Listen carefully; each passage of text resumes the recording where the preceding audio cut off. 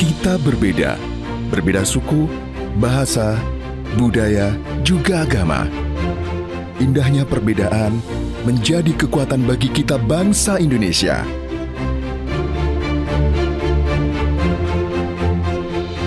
Perbedaan bersemi indah dari Sabang sampai Merauke menjadi identitas bangsa Indonesia di mata dunia. Keberagaman juga meningkatkan persatuan dan toleransi pada masyarakat.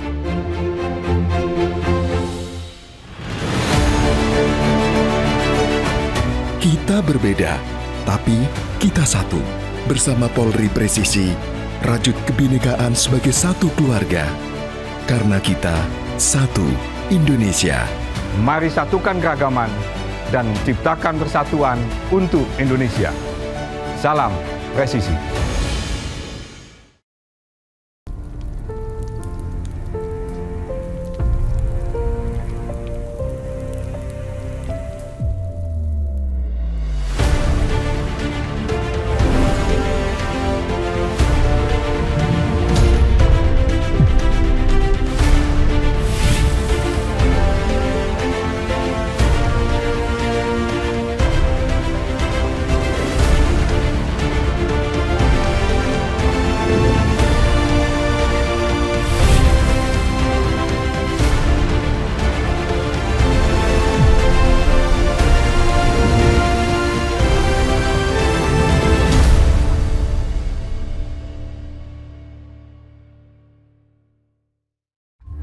Proklamasi kami, bangsa Indonesia, dengan ini menyatakan kemerdekaan. Proklamasi kemerdekaan Indonesia yang terjadi 17 Agustus 1945 bukanlah akhir dari perjuangan melawan penjajah. Proklamasi justru menjadi awal yang penuh dengan perjuangan dan pengorbanan. Kedatangan tentara sekutu yang membawa serta pasukan Belanda direspon dengan perlawanan sengit oleh pejuang Republik Indonesia.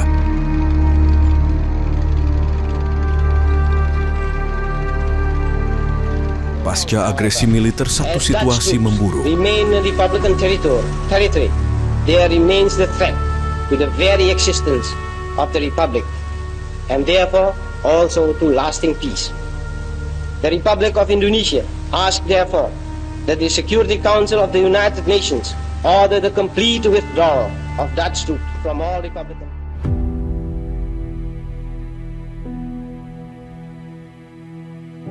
Karena ditandatanganinya perjanjian Renville, wilayah Jawa Timur berkurang secara signifikan. Dari isi dari perjanjian Renville itu memang salah satunya bahwa prajurit-prajurit yang ada di daerah kantong itu harus dipindahkan. Oleh karena itulah dibuatlah garis Warmuk, ya, garis demilitarisasi zone, ya.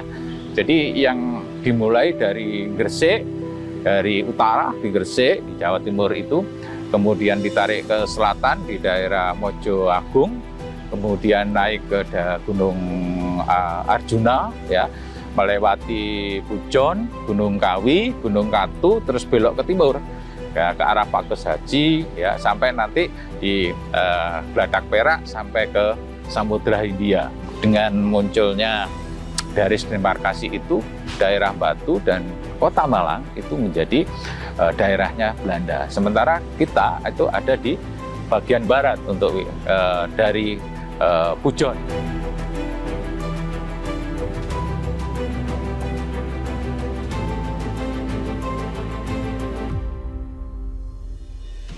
Pada masa itu, garis demarkasi dijaga oleh Kesatuan Polisi Keamanan yang berada di bawah Komando Inspektur Polisi Garjito.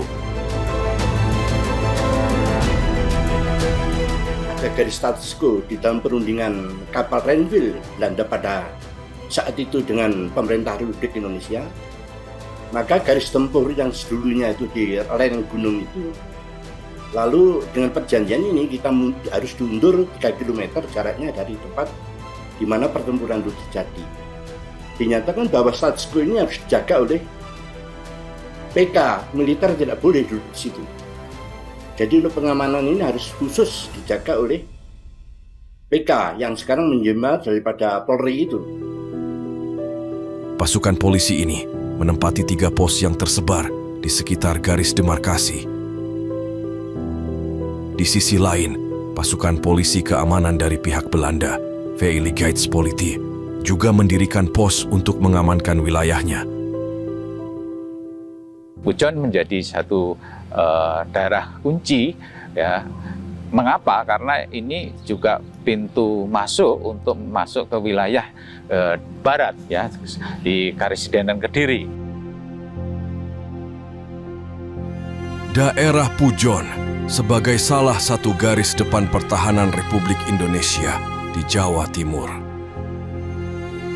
Nah, disitulah peran polisi sangat penting karena polisi bekerja sama dengan TNI itu ada menjaga dari pos-pos demarkasi tersebut. Suasana di garis status quo diramaikan oleh aktivitas masyarakat yang akan melintasi pos jaga dari wilayah kedua negara. Rakyat Indonesia yang melintasi pos jaga Belanda mengalami penganiayaan dan perampasan. Tindakan kekerasan itu memancing reaksi para pejuang Indonesia dan polisi keamanan untuk membela rakyat yang tertindas oleh pasukan Belanda.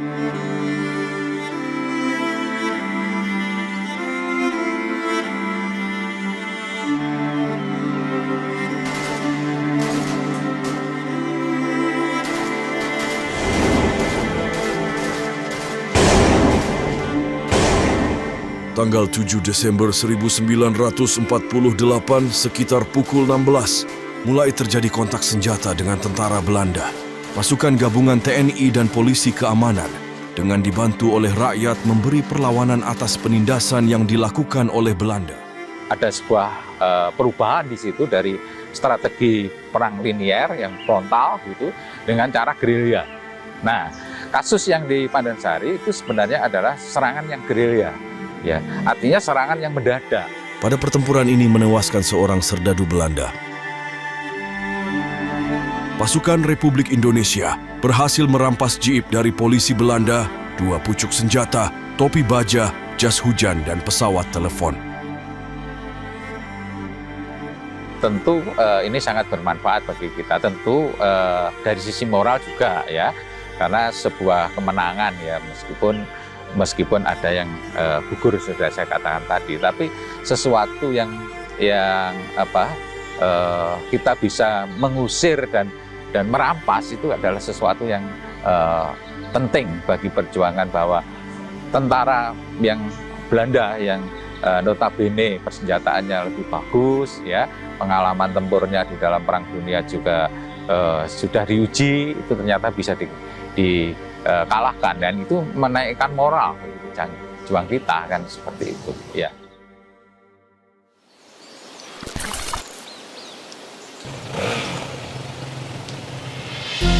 Indonesia adalah paru-paru dunia, menjadi rumah bagi beragam flora dan fauna. Polri berkomitmen untuk menjaga dan melestarikan alam Indonesia. Perubahan iklim berdampak luas pada kehidupan, memengaruhi berbagai aspek kehidupan. Kepedulian kita terhadap lingkungan adalah investasi.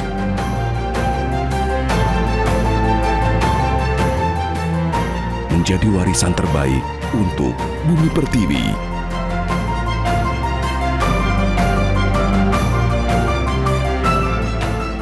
Polri berkomitmen untuk menjaga dan melindungi alam Indonesia. Mari bersama melestarikan alam untuk masa depan. Salam presisi. Het nationalistische gevoel van eigenwaarde der Indonesiërs is een van alle Aziatische volken. Door de gebeurtenissen van deze wereldoorlog. Pada tanggal 18 Desember 1948, pemerintah Belanda menyatakan bahwa tidak lagi merasa terikat oleh sesuatu perjanjian dengan Indonesia.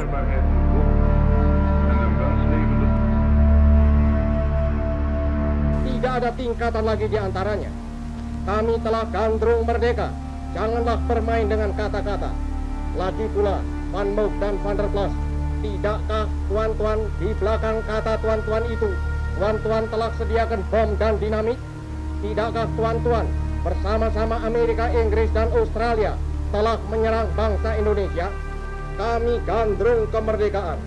Semboyan kami ialah merdeka atau mati. Bagi kami, tidak ada tanah air sonder kemerdekaan. Tidak ada kemerdekaan sonder tanah air. Kalau tuan-tuan menyerang kami dengan pedang dan bom dan beril dan meriam, maka kami akan melawan mati-matian. Suasana di garis status quo semakin mencekam. Rakyat yang hendak melintasi wilayah tersebut bertambah takut akan kekejaman polisi Belanda.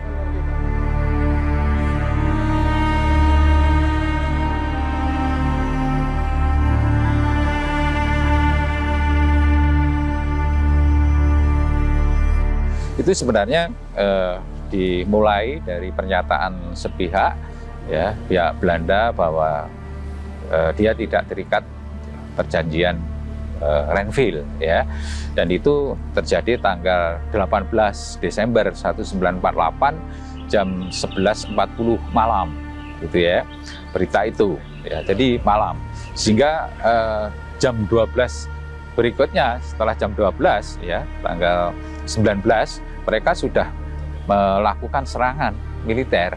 Sehingga kalau kita baca di dalam fakta-fakta menyerang ibu kota Republik Yogyakarta, itu kan pagi-pagi sekali, ya, pagi-pagi sekali. Pagi-pagi tentara Belanda dengan menggunakan lintas udara menyerang daerah ibu kota. Dalam waktu singkat, Belanda dapat menguasai lapangan terbang Maguwo dan Yogyakarta. Malam dinyatakan begitu, paginya mereka melakukan serangan yang sudah disiapkan. Ya, sebenarnya kan target utamanya itu adalah Medalan, pembangkit listrik yang ada di Kasembon. Karena apa? Karena memasok listrik ke arah Pujon dan Batu.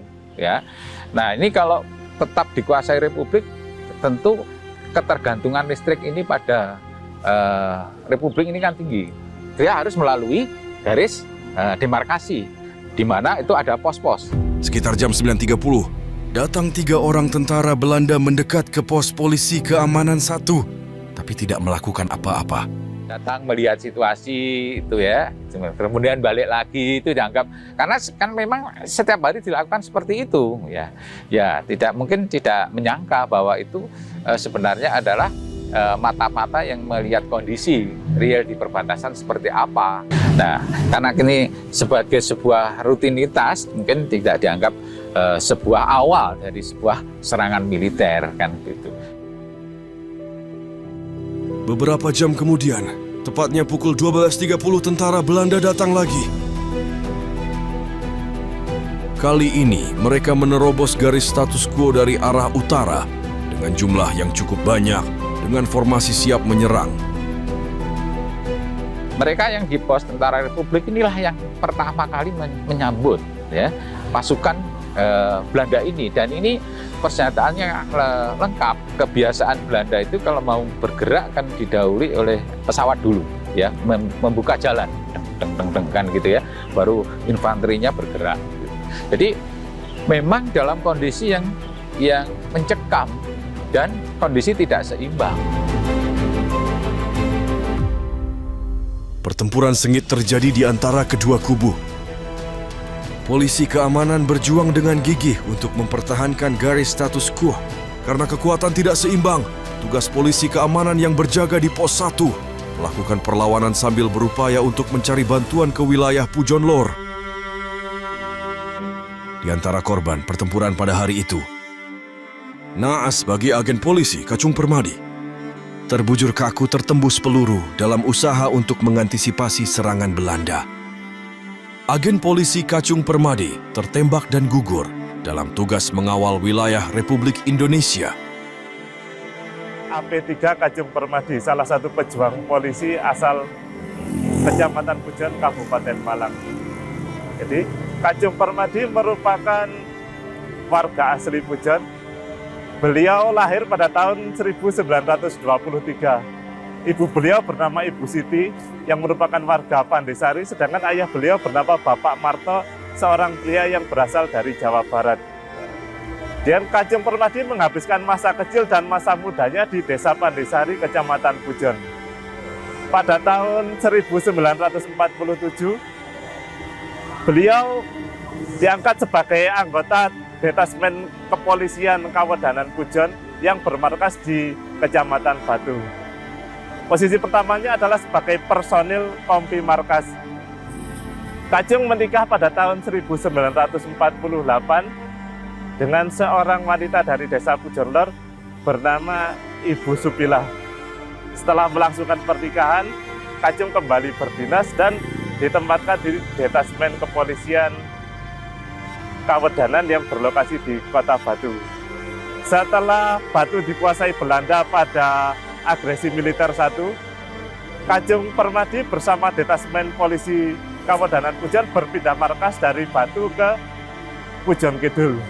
Di sini beliau mendapatkan penugasan baru sebagai penjaga pos perbatasan yang berlokasi di Desa Dusun Sebaluh, Desa Pandesari, Kecamatan Pujon. Asli Pujon, jagi wonten Sebaluh menika.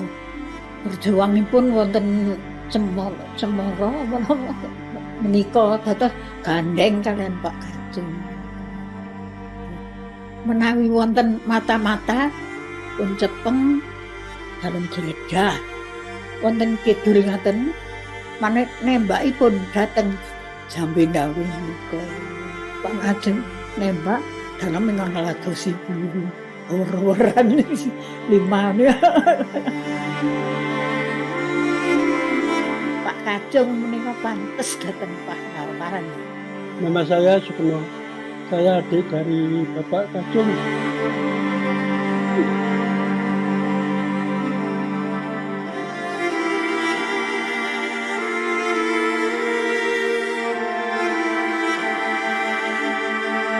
Membela bangsa dan negara sampai akhirnya dia tertembak 3 kali di kepala, di dada dan di punggung.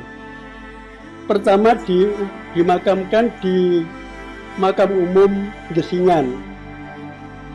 Kedua dipindah ke makam umum Sebaluh. Setelah kemerdekaan dipindah lagi ke Taman Makam Pahlawan Suropati Batu. Memang kakak saya itu orangnya itu pendiam, tegas, mencintai keluarga, sangat mencintai adik-adiknya.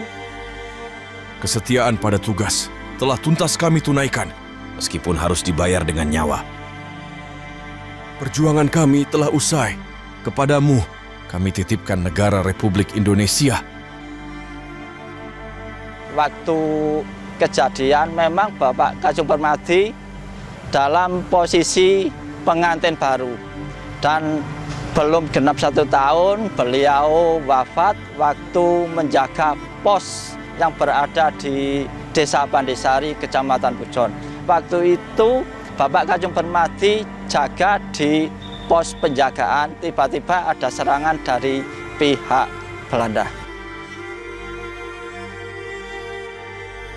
Saya kira sudah menjalankan tugas dan saya kira benar-benar sebagai seorang satria seperti yang diamanatkan oleh para pemimpin Jawa Timur, bahwa seorang pejuang itu bersikaplah sebagai seorang satria. Itu pesan dari elit-elit Jawa Timur ketika awal Republik Jawa Timur terjadi konflik, ya, itu para pemimpinnya sosialisasikan ya, nilai-nilai yang harus dipegang oleh para pejuang. Ya, itu salah satunya adalah jiwa satria. Saya kira seperti itu.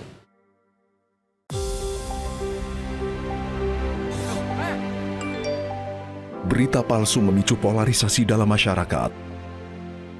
Kehilangan kepercayaan dan terjadi gejolak sosial, Polri Presisi sebagai cooling system mengantisipasi penyebaran konten hoax, melakukan sosialisasi dan edukasi literasi pada masyarakat, serta menjaga persatuan dan kesatuan bangsa. Pemilu 2024 harus dipantau dan dijaga.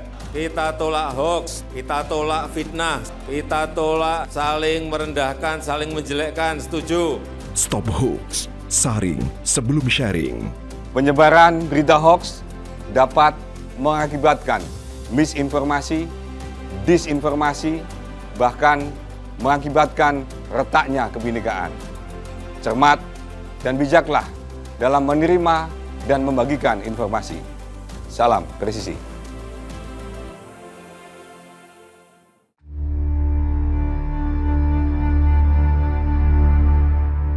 Untuk mengenang pertempuran yang terjadi di sekitar garis status quo Pandesari yang menyebabkan gugurnya para pejuang, maka pada tahun 1982 dibangun Monumen Perang Kemerdekaan.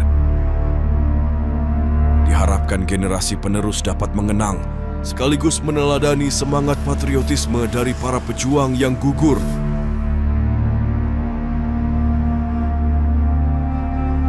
Pada saat di monumen tersebut kami melihat ada sosok 3 pahlawan tersebut yang menjadi ikon, ada TNI-nya, ada kepolisiannya, dan ada masyarakat. Di tahun 1948 itu, Indonesia ini sudah rukun dan sangat kuat untuk bersatu untuk memperebutkan kemerdekaan setelah 1945. Kami juga sudah melakukan rekondisi, mengembalikan kondisi awal pada saat monumen tersebut dibangun.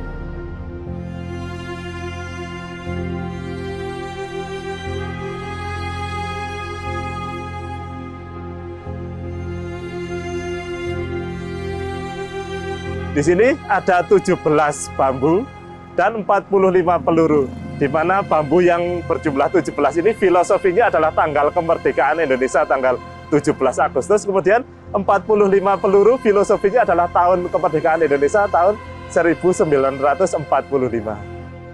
Di sini ada relief kapal Renville, di mana Renville ini merupakan cikal bakal, merupakan latar belakang utama dari pertempuran yang terjadi di sekitar garis demarkasi Pandesari. Pada tanggal 7 Desember 1948, berhasil merampas jeep, kemudian merampas senjata Belanda, merampas beberapa perlengkapan militer Belanda.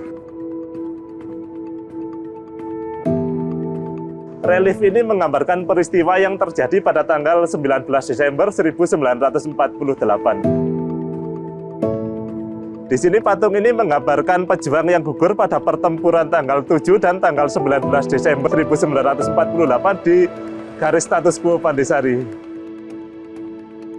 Di sini patung tonggak kayunya menggambarkan pewarisan semangat dari generasi 45 ke generasi saat ini. Kemudian dipertegas lagi dengan prasasti yang ditandatangani oleh Bapak Budi Hermanto waktu itu sebagai Kapolres Batu, yang menegaskan bahwa polisi ikut berjuang di pertempuran sekitar garis status quo Pandesari pada tanggal 7 dan pada tanggal 19 Desember 1948. Mengingat sejarah perjuangan mungkin yang nggak boleh kita lupakan ya. Kalau kita di Kecamatan Pujan mempunyai monumen seperti ini, garis status quo atau garis demarkasi yang mempunyai kisah pahlawan-pahlawan kita pada masa lampau dalam mempertahankan kemerdekaan Republik Indonesia. Inilah letak posisi dari pos 1. Pos ini waktu itu yang menjaga polisi keamanan dari AP3 Kacung Permadi dan beberapa rekannya. Disinilah letak pos keamanan yang kedua, ditandai dengan, kalau orang sini bilangnya pohon luh, dan ada tempat pemandiannya.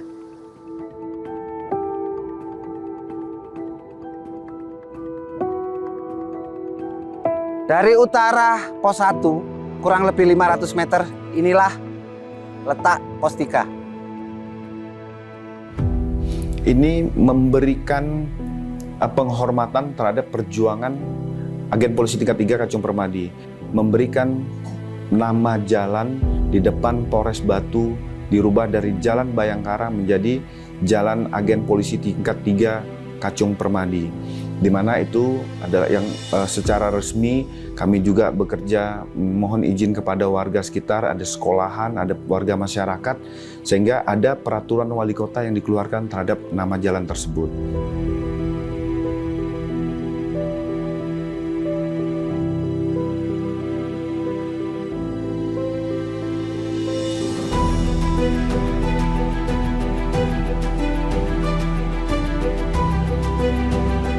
Dan pada tanggal 15 Juli 2020, Kapolda Jawa Timur, Irjen Polisi Dr. Fadil Imron melakukan peletakan batu pertama dalam membangun lapangan tembak di Polda Jawa Timur dan diberi nama Agen Polisi Tingkat 3 Kacung Permadi.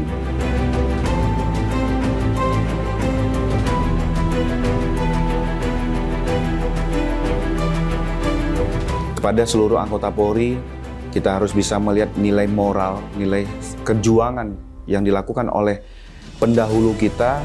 Nah, ini yang harus kita pertahankan, semangat nilai kejuangan bahwa di tahun 1948 setelah perjanjian Renville ada Polri atas nama Kacung Permadi bersama tim yang selalu memperjuangkan kemerdekaan Republik Indonesia. Kita berharap bahwa generasi-generasi ke depan bisa mengambil nilai-nilai luhur, nilai-nilai baik dari sejarah perjuangan garis Van Mook, garis demarkasi yang ada di Pujon, sehingga kita tidak akan pernah melupakan sejarah ini. Dalam hari belayanya Ibu Pertiwi menyambutmu, seorang putra telah purna dalam tugasnya, menjaga wilayah kedaulatan negara. Aku bangga menjadi pewarismu. Kau tidak lari dari tugas mengawal batas negeri, hingga tersungkur mencium harumnya bumi.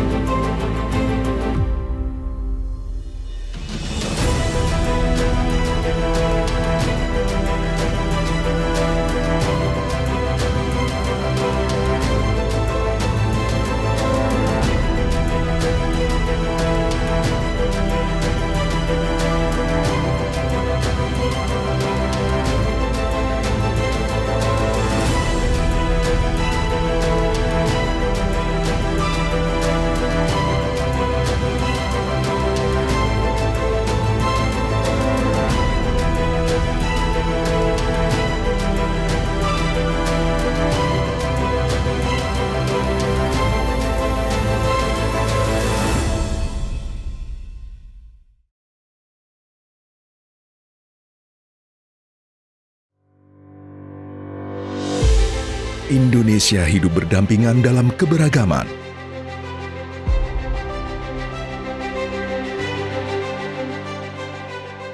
Sebagai bangsa majemuk, terpenting adalah merawat kebinekaan. Toleransi menjadi kunci dalam menyatukan perbedaan, menciptakan persaudaraan antar sesama. Mari kita wujudkan mimpi bersama. Hidup berdampingan dalam kedamaian dan penuh cinta. Demi satu Indonesia.